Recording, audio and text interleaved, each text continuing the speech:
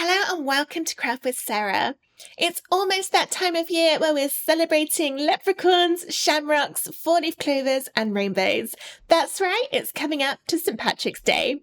I've got a really fun project to share with you today, which is this 3D slot-together lantern featuring two pots of gold and a beautiful rainbow connecting the pair of them. You can use it as a lantern by adding battery-powered lights or fairy lights into each of the pots of gold, or if you prefer, you can use the pots of gold as treat holders and add in some sweets, chocolate or candy. I've put some gold chocolate coins inside of mine, and I think that really adds to the St. Patrick's Day vibe. You can even experiment using lights and some little treats in there to make it even more extra special. This is a free download which you can get from craftwithsarah.com, or follow the link in the description of this video to go straight to that download page. If you love making this style of lantern, make sure you watch to the end because I have over 40 additional lanterns to be sharing with you today as well. But for now, we're going to crack straight on with our St. Patrick's Day lantern, so let's get started. After you've downloaded the file from craftwithsarah.com, you'll need to unzip the download folder that it comes in. If you don't do that, then you'll see an error when trying to upload the SVG into Design Space. For instructions on how to unzip a folder, head to craftwithsarah.com/help. This is my new help guide where I've included lots of videos for all different types of things you can do with your Cricut machine, as well as other types of machine such as silhouette and scan and cut. There are beginner-friendly videos on how to do things like upload SVGs into Design Space, how to recolor your designs, how to remove layers to make them easier to cut, and step-by-step machine help for how to cut cardstock with your Cricut machine or those other types of cutting machine too. I'll be adding lots more videos to that section later this year. Once you've uploaded the SVG into Design Space, this is what it will look like. When you're uploading, make sure you choose the file that starts SVG in the file name. It should load in when you click the design at 24 inches wide and 35 inches tall. If yours has come in differently, then change it to match those sizes. This design is completely ready to cut. You don't need to change anything in Design Space, but before you cut it out, I just want to show you a couple of things. The design can be cut on A4 or 12 by 12 card. If you're using US letter, you might need to make it a little bit smaller, perhaps go down to around 32 inches on the height, and that should be able to cut. However, I'm going to cut mine at the original size, so let's just undo that change to put it back. If you scroll down to the bottom of the file, you'll see all of these shapes from a bright blue colour. These should be cut from vellum, tracing paper, or some other kind of translucent material if you're planning on putting lights inside of your lantern.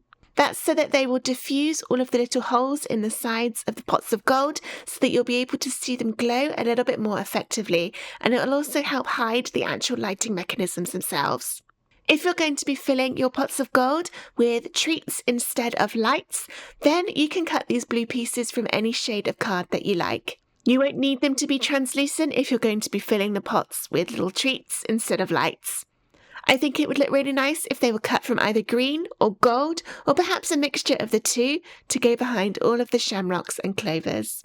When you're ready to start cutting, press Make over on the top right to separate out all of the colours. You can change the paper size in the drop downs down here, and then you can click and drag if you want to move things about on your card. When you're choosing your cardstock for the pots of gold, the black card, make sure you use card that's black on both sides because all of the structure pieces you'll be able to see both the front and the back of the card. You'll need to change the paper size for each of the colours if you want to change each one. When you're happy with how everything's looking, press continue to connect to your Cricut and then get everything cut out from cardstock.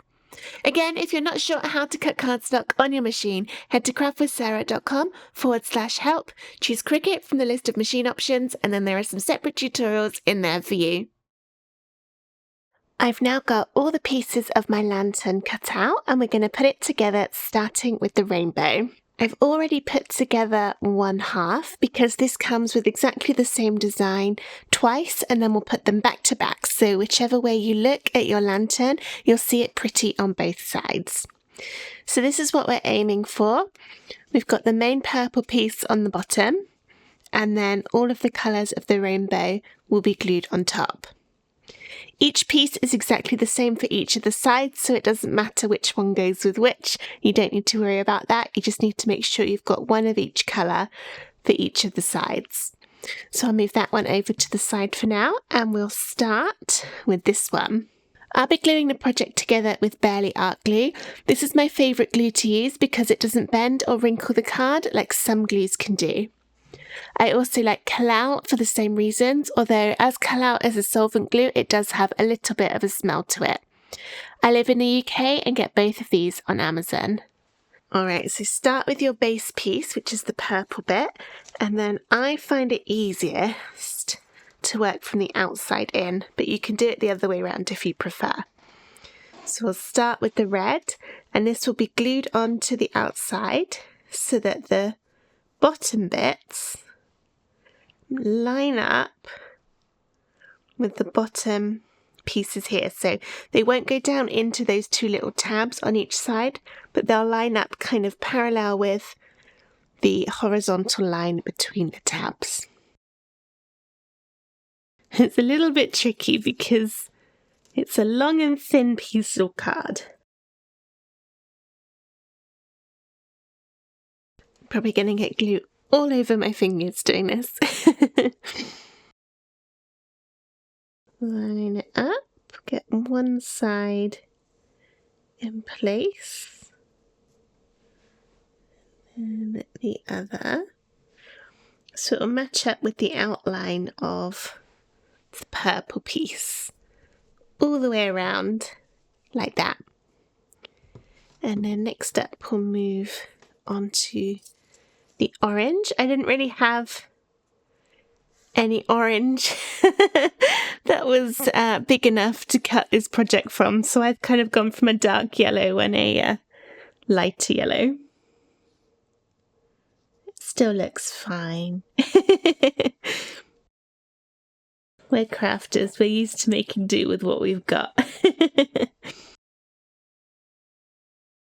Alright, so this time it will push up against the red with no gaps in it. And again, we're lining up the bottoms so that it goes along those lines where the tabs are. Like that, so you can see how that's starting to build up along the bottom. And then if I just show you the other one, as we go down the colours, it will start building up the sides instead to make that rainbow effect. So next up we've got yellow, which will sit in there. The pieces are symmetrical, so there isn't a right and a wrong way round to put them. Doesn't matter which side you glue.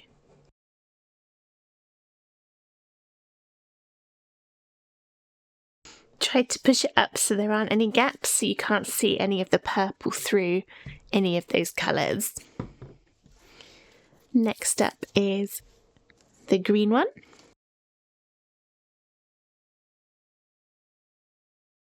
Now we're starting to build up the sides of the rainbow rather than the green sitting right against the bottom.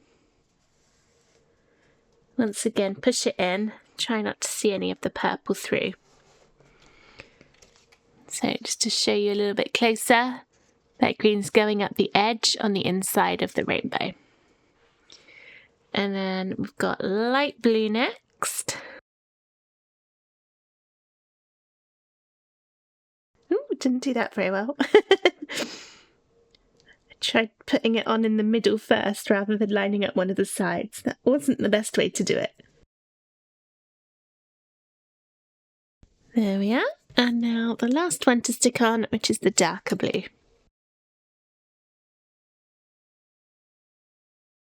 This time I'm trying to be a bit more careful not to smush any glue out onto the remaining purple bit, because otherwise we'd see it.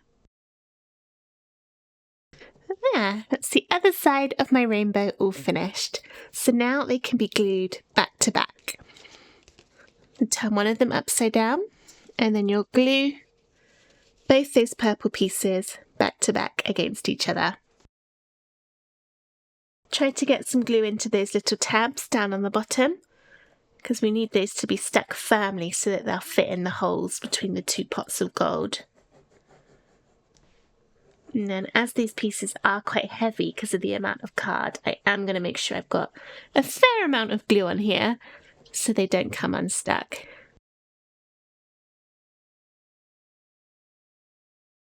They'll line up exactly with each other. Push down, get it nice and stuck. And that is my rainbow finished. So now I'll move on to the pots of gold. I've already done one because they both go together in exactly the same way. So this is what we are going to be ending up with. We've got all the sides looking lovely, and then the two little handles on each side. First things first, take all of your side panels, which are the ones with the little cutouts in them, and glue your tracing paper or vellum, or if you cut it from a solid coloured card, glue that to the back. So they are slightly wider at one side than the other. So the wider side is the bottom, so that goes along that wider tab. Actually, that's the top because it goes that way. So yeah, the wider side against that little tab and the shorter side against the longer, thinner tab.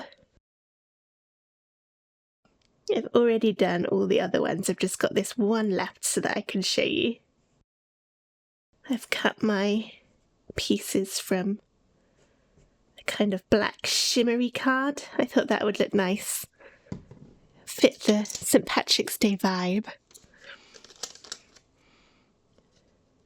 Line it up and then push down really gently. You don't want any glue to smush out into the bits that we can see through the holes. So I'm just being really, really gentle with that.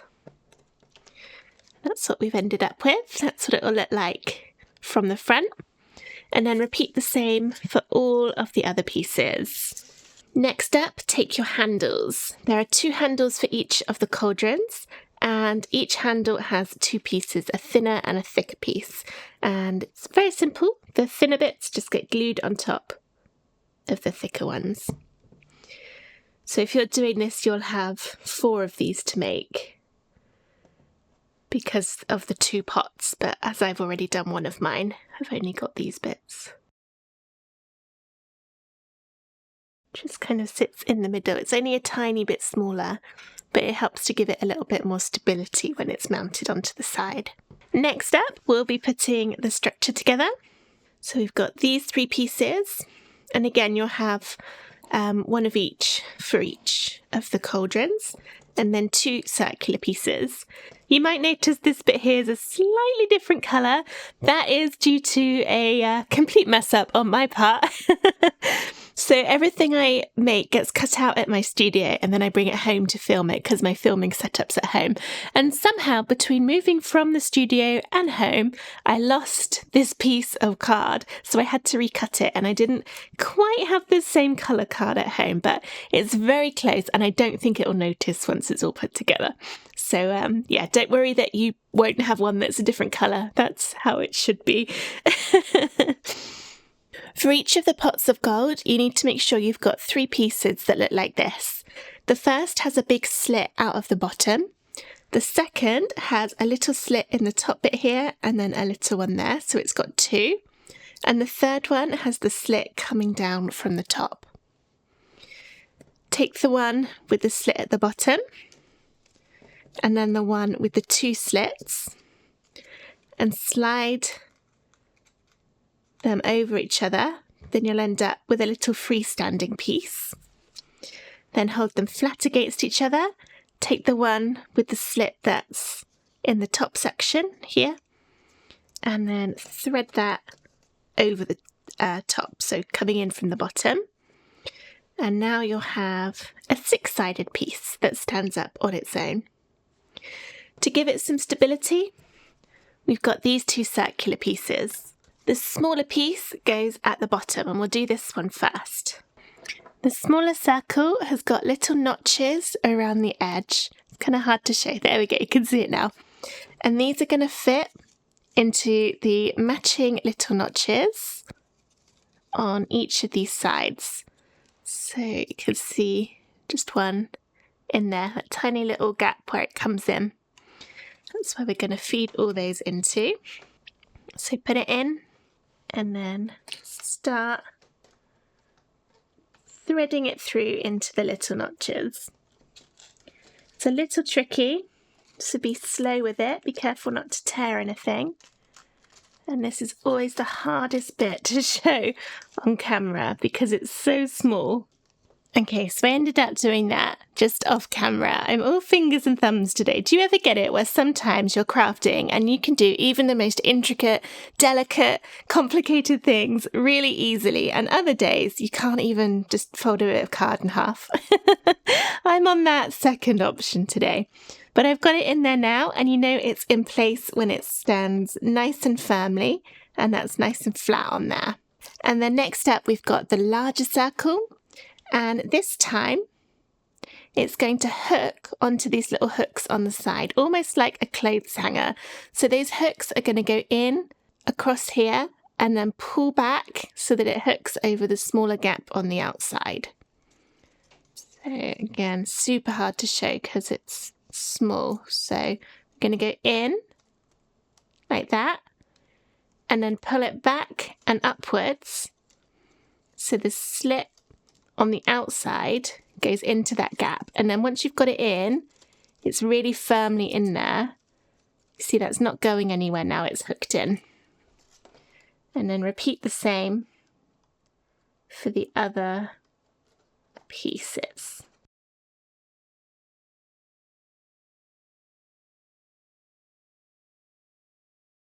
Okay, those are now all hooked in.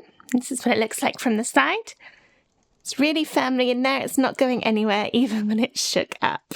And then next up, we can start putting in some of the sides. So they slide, other way around. The bigger bit goes at the top. And push that through.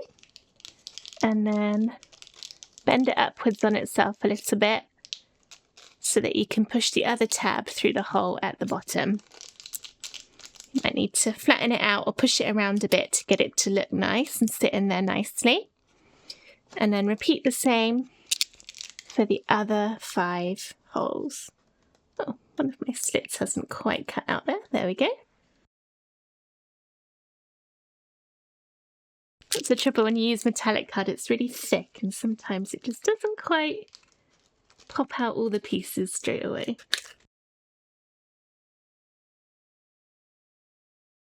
There's the next one. So I'm going to go ahead and repeat that for all of the other sides. All my sides are now on. My pot of gold is looking wonderful. Just one thing left to do for it, which is to add the handles to the side. Look inside the pot and you'll see at the bottom you've got 2 little slits in there. You can just about see those rectangles coming out the bottom. That's where the rainbow will be slotted in to join the 2 pots of gold together. Position it so that the 2 slits are horizontal in front of you, and then the handles will go either side of those slits. Add some glue just to that top oval on the back. There we go. Then the rest of it will hang a little bit freely. And then just put it wherever you think it best fits. I'm going to go for around there. And then the same on the other side. So we're matching the opposite side here. Like that. Just watch it whilst the glue's drying to make sure it doesn't slip down. Make sure gravity does not take it. But that's looking okay. And then you'd repeat exactly the same to make your other pot so that you end up with 2 matching ones. To join them together, it's really simple. Take the rainbow and then it will go in. I'm going to do the one I haven't just glued. So the little tabs on here will fit into those holes inside. Just goes in to hold it in place. There we go. And then the same on the other one. There. And now that is beautifully held up, connecting the two pots of gold. It's hard to see from this angle. Try and turn it around a bit. There we go. Really, really beautiful. Then you'll need to either add your lights into the pots of gold or your little treats, chocolate coins, sweets, candy, whatever you want to put in there. For lights, I found that these little LED submersible lights seem to work best because you can fit one each side of the rainbow. So if I just twist and turn this on, I get these on Amazon, and I like that they come with a remote. It makes it nice and easy to turn them on and off. So you can just drop one each side. You can see them lighting up in there. Got one more to go this side. And then if they're new, if you haven't used them yet, you'll probably find there's a little battery protector in there. There isn't one in there, so I must have used it before. You can just twist them together to turn on and off. Maybe the battery is not working in that one because it's not turning on. All right, I've got one more I can try. There we go, that one does have a battery protector. Take that out. There we go, and put that one in that side. That'll also help the rainbow stay up a little bit better. That's what it looks like from the top. I'm just going to try and make them all go the same colours at the same time. There we go. The remote's nice because it will change lots of them together. Now it's hard to see from this angle, and I think when I try and turn it, it will move the lights, so you won't be able to see very well, but that's giving an idea of how that's looking. I love it with all the different colours. If I turn my camera out, not my camera, my light, you know what I mean. You can then see it a little bit more impressively. That looks so cool. They glow really, really well. It goes kind of up into the rainbow. That's so pretty. They're almost changing colour at the same time. But if you wanted to with these lights, you could change it to just do one particular colour. So I could set it to orange, or maybe for the St. Patrick's Day vibe, green. If you're filling it with treats instead of lights, or maybe even as well as lights, then I would maybe add a little bit of scrunched up tissue paper or something like that in the bottom to help fill some of the space. Because if you fill this completely with things like chocolate coins, then you might find they get a little bit heavy because these are big, they will hold a lot. So if you just fill up some of that space with some tissue paper, it'll mean you don't need to spend quite so much money on treats, but also make them just a little bit better in terms of their stability. I hope that you enjoyed making this St. Patrick's Day slot together lantern with me. It looks really, really beautiful when it's displayed, either with the lights on and glowing inside, or filled up with chocolates, sweets, or other types of candy and treats. If you enjoy making this lantern and you'd like to give some more a go, then you're in luck. I've added over 40 new lantern designs to craftwithsarah.com today. You can see some of those on the screen now. I've been working through some of your most requested lantern themes, so hopefully if you've requested a lantern over the last few months, you'll now be able to see it. Here's how to find all these new lanterns on the brand new Craft with Sarah website. To find the other lantern designs, head to craftwithsarah.com, then log into your account by pressing the login button on the top right of the screen. Mine says log out because I'm already logged in. If you don't have an account, there'll be a register button here, which you can register a free account with instead. Then press products over in the top website navigation. Scroll down to find categories, click into there, and then from the options, choose lanterns and luminaries. Click that to tick the box, and then it will update to only show you the lantern and luminary designs. At the time of recording this video, I haven't actually uploaded the new 40 designs yet because this is being recorded a little bit ahead of time so that we've got a chance to edit the video. When you see this, there will be closer to 100 different lanterns available.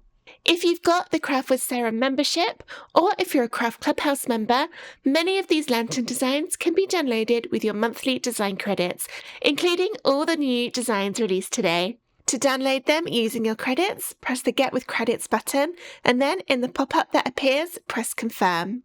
That will then use up the amount of credits for that design, and it will start the download coming straight to your computer. You can see that's now downloaded for me here. I can close this window, and now there's a download button underneath this design, which means I can download it again whenever I want to without having to use up my credits again. If you're just here for the free lanterns, that's absolutely fine. In the categories box, click on the freebies checkbox as well, and that will update to only show you lanterns and luminaries that can be downloaded for free. And that brings us to the end of this video on making a St. Patrick's Day lantern. If you enjoyed this project, please give it a thumbs up and subscribe to my YouTube channel for loads more Cricut crafts and free SVGs. I'll be back very soon with another new St. Patrick's Day project, but for now, thank you so much for watching. Bye!